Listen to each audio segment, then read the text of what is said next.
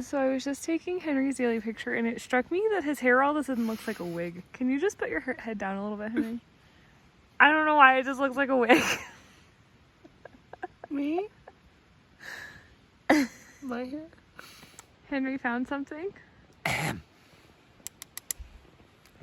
Me.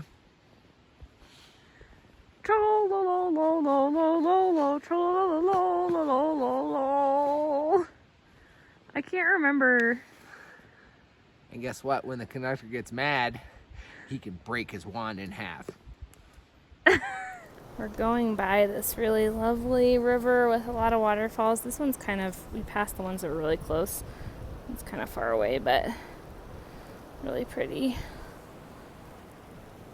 A little cold to swim though. I'm just gonna get some water, or I am gonna get some water, but I just want to show you, I think it's so cool when these rivers are just bound by like the rocks. So like there's this big rock here, and then like here's where I'm gonna get water. It's just like right there. And if the rock wasn't like there, it's going over the rock. I just think it's very cool.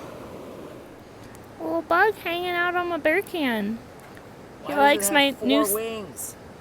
Yeah, I don't know. He likes my new sticker. Oh, he folded them up. He's cute. He's kind of fearless. I'm pretty close. Oh, bye. We got a real skinny log. Skinny log time. The good thing is the water's pretty shallow, so you can have your poles down, which is always helpful. Of all the things you don't like to find on the trail No. as trash, No. it's an ice axe. Because what do? What if a person realizes it and comes back for it? Yeah. So we're in this amazing meadow, amazing river, and we see this sign. Meadow on rotation schedule. What are they rotating? Where the path goes? Probably not. I don't know. It makes sense that you don't want to wear out a meadow, so you rotate it. But what do you rotate? I don't get it. We are approaching Selden Pass, and it is beautiful. Here's a wonderful lake, and I think we still have maybe about another mile until we're kind of at the top of the pass, and I think are going to eat lunch up there. But yeah, really nice. As you can see, the weather today has been lovely, and yeah, it's a good day. Climbed a little bit here, and Henry is just getting some water, so he's coming up. It's a nice view. I'm wondering if we should have had lunch back there, but I think we're going up there. So we're at Selden Pass, and I saw this rock sitting here, and I was like, oh, that's a nice rock. Go check out that rock. I go to it, and there's animal scat up there. What animal came up here to poop? Like, I don't get it. Unless it was a bird. It doesn't look like bird poop. Maybe it is bird poop. But what animal, if it wasn't, scampered up here? I don't have an answer. Hello. Just had a bit of a stressful experience in which we were just walking on this really small snowfield. How far is it between the snowfield and the ground? Like 12 inches, maybe less. Very close to the ground. But we were walking on it because the ground was very marshy and wet. And I slipped and fell, and my shoulder got ripped like behind me, and my feet went somewhere, and my hands went in front of me, behind me, they went behind me. Anyway, it's rather stressful, but feeling okay now. Don't think I did any permanent damage. Very thankful that didn't. I don't know, it's like, that's an example of something where somebody can fall and you're like, that seems so insignificant, but they like broke their shoulder or like just did something crazy that you're like, how is that possible? So thankful that doesn't seem to be the case. The worst thing that happened is that I was scared, and then now my butt and underwear are all wet, but that's pretty good. So we're gonna carry on. So this is Heart Lake. You can see the heart there. And it's not even the last Heart Lake we're gonna see in the Sierras. There's another one out Kearsarge Pass, I believe. believe. Stay tuned. Well, this is cool. There's a stream that flows out the apex of the heart. It's wonderful.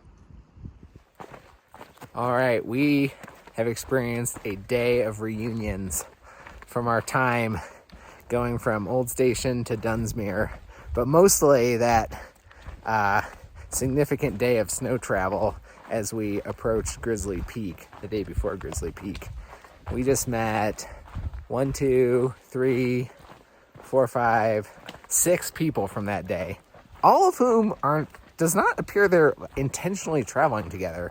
They were all going Nobo and continued Nobo, and then got stuck in the fires at Stevens Pass and then flipped to KMS and are going Nobo now.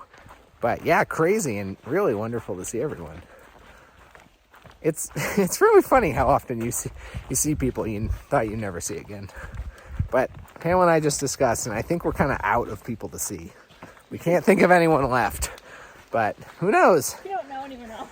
Yeah, we've seen everyone there is to see. We'll see, though. We've traded scenery a little bit and walking down this giant manzanita field. It's quite beautiful in the sun. Okay, so I wasn't super paying attention to water sources on far out and passed our last one before camp. Luckily, on the topo maps, found a spring, and I can hear it running. The unfortunate part is the grass is super thick, so I can't really tell when I'm about to step into the spring. But I definitely hear it running, so that's good. Not my favorite thing to do. The origin of the spring is somewhere up there, and then I can hear it there. My foot just plunged into very deep grass there, and there it goes down. It might be easier to collect somewhere else, but I hear it here, so going for it. Again, don't love this.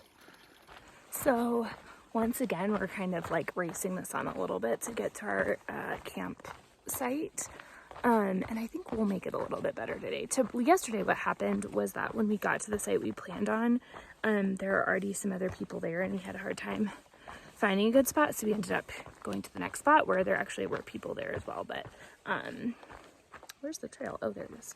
We were able to find a spot at the second one. So anyway, it was dark by the time we got there, but not a big deal. Anyway, so because we're doing that again, I didn't want to stop to record the sign, but just saw our first sign for Kings Canyon National Park. And I know Henry's already talked about the great reunion of today, and one of the couples that we ran into, I mean, of course, everyone's like, you know, Sierras are beautiful, but they were particularly encouraging about how beautiful and exciting it was and how much they loved Kings Canyon. So very excited about that. I have been to Sequoia National Park, which is, I think, like maybe even shares a border with Kings Canyon, but I don't think that I've been to Kings Canyon. And I actually don't even know if we technically go in within the boundary of the park on the PCT. I guess I'll have to look at that. But yeah, it's exciting to see that it's coming up. All right, that required a bit more flexibility and strength to lean down and catch a little trickle than I anticipated, but worked out well. Yeah, it worked well. What is less exciting is that we are almost at Paiute Pass, and when we get to Paiute Pass, we have to go off the PCT for 16 miles to get to North Lake, and then we'll have to come 16 miles back. So we're about to do 32 non-PCT miles, which is a little bit of a bummer, but that's just how it worked out with, well, at first it was because of the bridge closure, but now it looks like we're going to be able to afford where the bridge closure was, and but we had made some other plans, like work-related stuff. I know we're not working now, but work is coming soon, so work-related stuff that we needed to address in Bishop in a particular time frame. So yeah, we're just gonna have to eat those 32 miles, and hopefully they'll be rewarding in some way, and if not, hopefully they'll be painless, and if not,